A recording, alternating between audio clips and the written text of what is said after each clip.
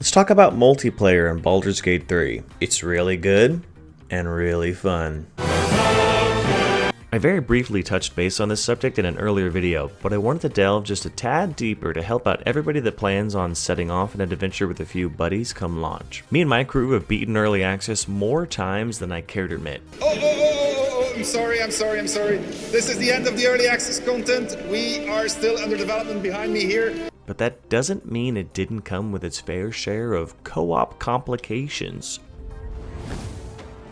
Is that the best you can do? Is this okay? I was like, what is happening? And nothing caused more issues than, I'm gonna say it, never split the party. Now please take the word never with a little grain of salt. There are a lot of times, in combat especially, where you're gonna need to split the party up to pull off some dope combos and flanks. But I'll save the combat talk for later. I'm trying to warn you of the hardships that you're likely to come across by not sticking together while traveling the map, and most of all, exploring a city. Playing Baldur's Gate 3 with your friends can feel like a group of toddlers escaping the field trip to Disneyland and venturing out to conquer the Magic Kingdom on their own. Hey, look, there's teeth. We killed them all. There are so many gorgeous sights and colorful characters that will demand your attention, but I implore you to try and stick together. It's extremely common for enemies to pop up out of nowhere in this game, and I promise you do not want to be the nerd that has to cry out for the entire party to come save you because you got ambushed by a frog while the rest of the team is locked away in conversation miles away. Oh shit. Ah. Fuck you! Projectile deflected! Right? Ow! I need an adult! I just got ganked by a frog. By going off on your own, you also run the risk of triggering a cool cutscene without your friends there to see it. You have to remember that you're a team, and that you're all likely going to be experiencing these events for the first time. Don't rob the others of a cinematic experience because you saw something shiny in the distance and just couldn't help yourself. A common issue we ran into in our multiplayer game was not staying together while exploring a new town. This usually happens when one of us is selling to a vendor, and the others just have to kind of bumble around and wait for their turn. First, you're killing time by rummaging through a few potato sacks, then you decide to strike up a conversation with a nearby stranger.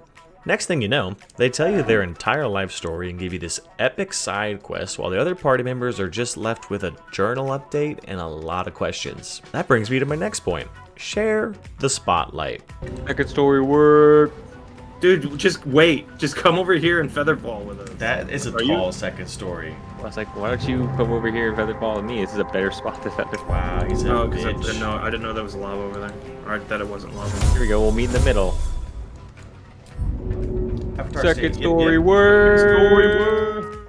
Never forget, in a multiplayer game, you're all the main characters. Everybody wants to show off their skills and be the one to roll that dice every once in a while. It's definitely very smart to have your 18 charisma bard be the face of the party and do most of the talking, but there's always room to share the microphone. Every class and every race has so many cool dialogue options that it would be such a shame to limit just one party member to all that sweet, sweet flavor. The developers really went out of their way to make every conversation with every NPC in this game feel very special. It's like this guy's wearing a sheep costume. Going back to the perils of separating, I have to stress that having multiple conversations at the same time is never as efficient as it may sound. If everybody is off having their own individual conversations at the same time, it's inevitable that the streams will cross. Hearing your buddies react and respond to their conversation while you're engrossed in yours, it'll definitely take you out of the moment. I guess bigger ice is better. I guess if I really had to choose. Do we have to talk about ice preferences right now? When you talk as a group, you'll have access to the entire party's spells that could be very useful in a tricky conversation. Do not sleep on guidance. Guidance is the best spell. Second only to one that I'll get to in a second.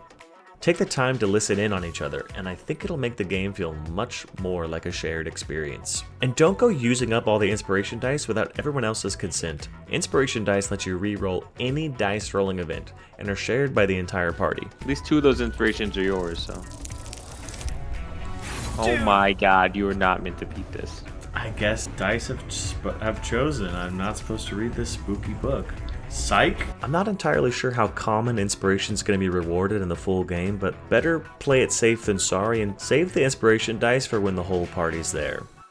Alright, now let's talk about combat. Fights in a multiplayer run are always such a blast. It brings such a collaborative and chaotic vibe to the table. Why didn't the thing go off? Maybe he's not standing in it all the way. Let me... Ice arrow. Oh, what the fuck? Sorry. I was just about to move. There's nothing better than working together to pull off the ultimate combo or to come in clutch and save your pal's life. I'm not afraid to admit that it's not going to be me who deals the killing blow. It's going to be this fucking guy.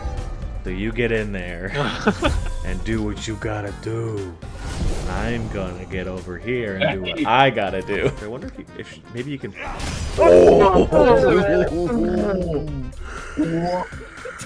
Just witness. Also, to each their own, but it's really fun to just shit talk each other. Nice, Double. Double, you good? Absolute epic behavior, Trouble. Look at her. She's doing so good. You finally have a scapegoat to blame when the fight goes sour. Here's a couple rapid-fire combat tricks to keep in mind when gaming together. You don't have to have a cleric, but you should probably have at least one person that can heal. Healing Word remains the greatest spell in the game. Nothing is better than reviving your friend from a distance as a bonus action. This does include throwing potions at each other. Catch this in your mouth! Oh, that was There amazing. you go. 13 hit points. Let's go. Okay. If one of your party members goes down, be a homie and spend your action to get them up. Oh my man, thank you. Don't shove an enemy just because you have a spare bonus action. Positioning is everything, and you're not the only player who depends on it, so communicate before moving anything around too dramatically. Oh, this might hurt you, Patrick. Off. Oh, just kidding. Sorry, I ruined your turn. Be patient with the camera. It's going to be bouncing back and forth between a lot of things. It's trying to focus on every single player character. If it gets too overwhelming, there's always this bird's eye view mode. And most importantly, use this little key right here. It'll highlight every enemy and every ally, and you'll be able to see them through walls. Not sure what's going to take the place of this key on the console version, but make sure you find out how to toggle this. It's going to save you a world of headaches in a complex battle. Now for party composition. I'll be honest, I'm not going to sit here and tell you which classes you and your friends have to play. The truth is, there isn't a meta class build that's going to let you 360 no-scope every encounter in the game, especially considering multi-classing. With no ability score prerequisites, you can dip into a different class every level if you wanted to.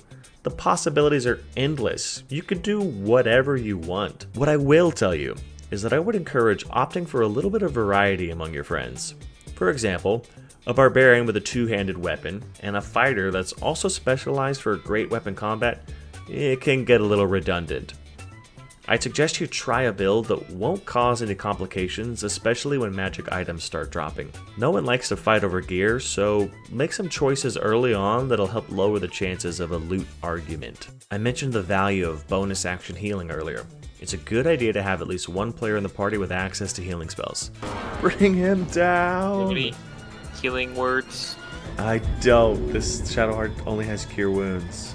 Oh, trash. I know. Luckily, clerics, druids, bards, and paladins can all get that job done and are an absolute blast to play. Personally, my favorite party builds have at least one healer, one designated spellcaster, one martial class that is just an absolute freak show in combat, and a wild card. But again, unless you're playing on Tactician, I really don't think any combination of classes is going to hold you and your friends up. One day, I will have the most glorious troop of nothing but bards, and the world will fear our ballads. The last thing I'll touch on is the rate of play. Things will tend to move a little bit slower in a multiplayer game.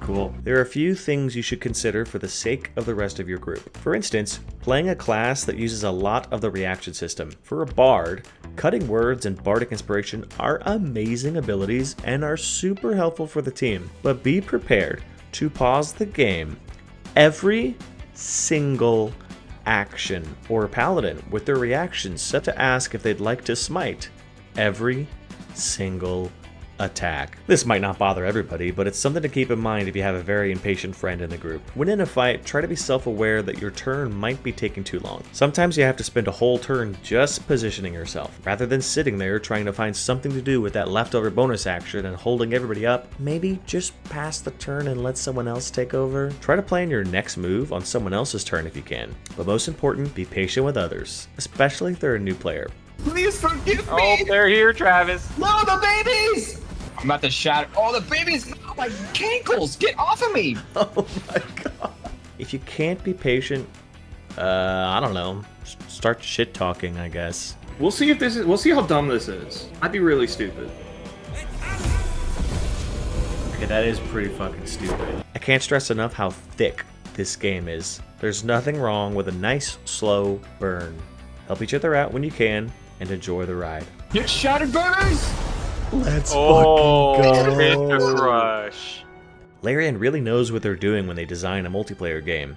There are so many bizarre and hilarious things that my friends have come up with that I would have never dreamed of when playing alone. If you've got a group ready to go come launch, I hope this video was some help to make things a little bit more manageable and maybe a more fun experience for all of you. Let me know if there are any life lessons that you've learned playing in a group or as a lone adventurer that maybe I didn't touch on. I'm gonna try to basically post my entire party's playthrough on YouTube, and I'll be streaming some multiplayer and single stuff here too, right here on this channel. If that's something that interests you, or you just want to watch our descent into madness, feel free to subscribe and tag along for the adventure. Thank you for watching, thank you for subscribing, and I'll see you guys at launch.